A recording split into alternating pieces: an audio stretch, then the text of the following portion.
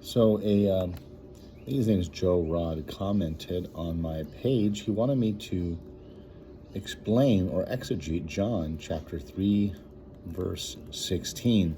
It said, "For God so loved the world that he gave his only begotten Son, that whosoever believes in him should not perish, but have everlasting life." And so I don't understand what the problem is here.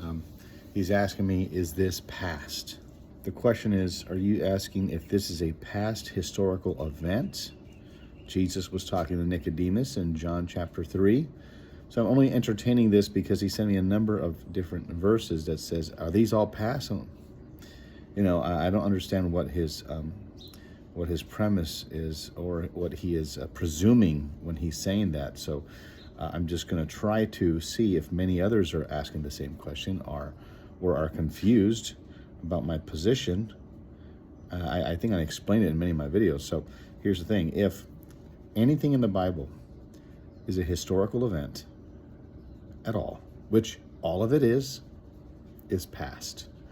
Now you might think, well, what about the book of Revelation? I would say that it was fulfilled in the lifetime of those who received the revelation. It was fulfilled. The new covenant came in. The old law is gone.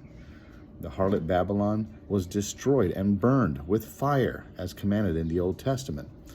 And so, just because something is in the past doesn't mean it doesn't have implications for us New Testament believers, those who are in the new covenant. So he says, 3:16, John 3:16.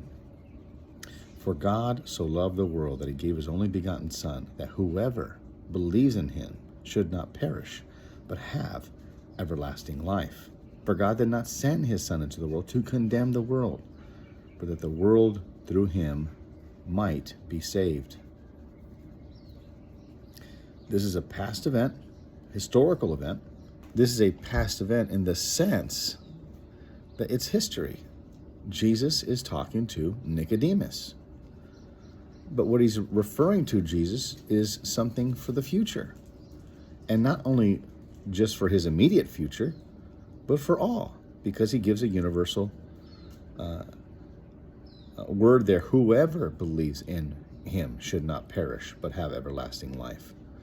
So here he's talking to Nicodemus. So yes, that's a historical event. He's talking to Nicodemus. This happened in the past. This is obviously not going to happen in the future, where Jesus is talking to Nicodemus again. So I don't know what the problem here is. You're projecting too much of everything the Bible is saying. You think, oh, this has to be future. This has to be. Like, what are you talking about? So this is talking about a historical event. Jesus is talking to Nicodemus. So it's past, yes. But what Jesus is saying is that whoever believes in him, speaking of himself in the third person, should not perish, but have everlasting life. For God did not send his Son into the world to condemn the world, but that the world through him might be saved.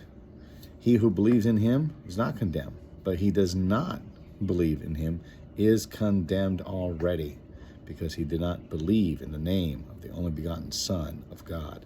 And this is the condemnation, that light has come into the world, and men loved darkness rather than light, because their deeds were evil. Their deeds were evil. So that's the Gospel of John, chapter 3, verse 16, all the way through verse 18. So there you go. That's one. John 3:16 is a historical event. That's it. Does it have implications for us today? Of course.